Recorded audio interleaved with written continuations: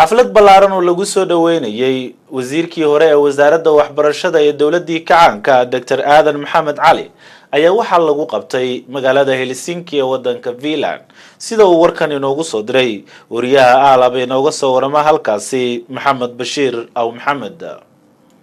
waxaa dalka Finland soo gaaray wasiirkii hore ee waxbarashada dawladda dhexe ee kacaanka Dr. Aadan Maxamed Cali iyadoo casuumaad ka helay jaaliyadda Soomaalida ee wadanka Finland. haddaba kulankaasi soo dhaweynta wasiirkii hore ee waxbarashada waxaa ka hadlay waxgarad siyaasiyiin iyo aqoon-yahaniin reer Finland maxaa ka mid ahaa hadaladii iyo warbixinadii ay ka jeediyeen wasiirka iyo sidoo kale waxgaradka jaaliyadda Soomaalida ee Finland.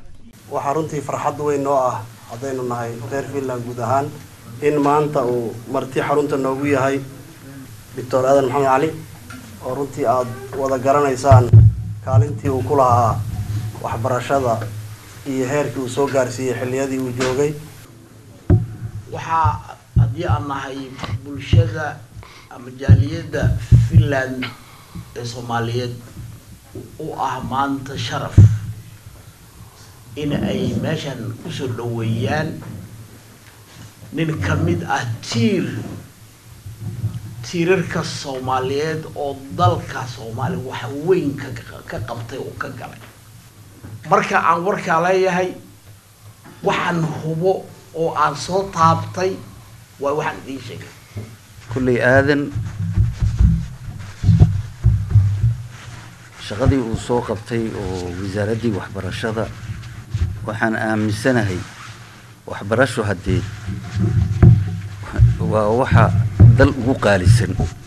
marka halkaas uu inoo soo qabtay waa ku amaanaa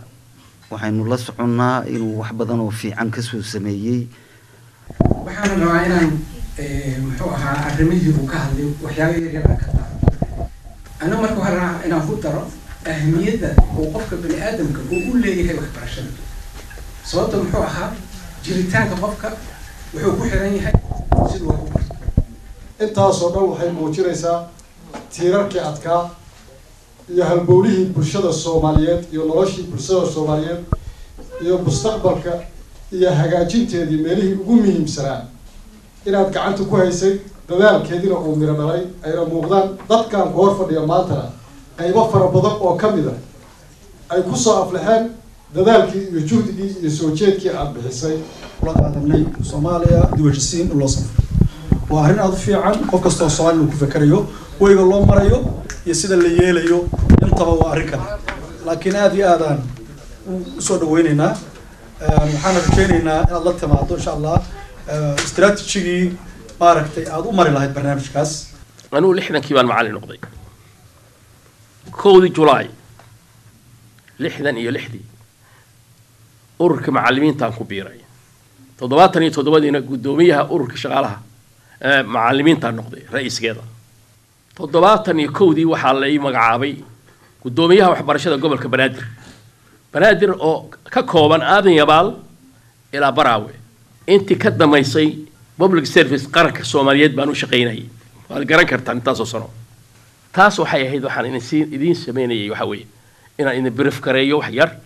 tacliinta iyo sidii oo dadku ay aad iyo aad ahayd tacliinta waxyaalaha ugu waaweyn bay qof ilmo yar oo soo qaatay wiil soo qaatay gabar soo qaatay buugeeda soo qaatay iskool weyda ma jirto waxay noqotay inaanu iskoolaadkii saas meel walba gaarsiino waxa la isweydiin karaa jaamacaadkii free jaamacadu free bay ayaan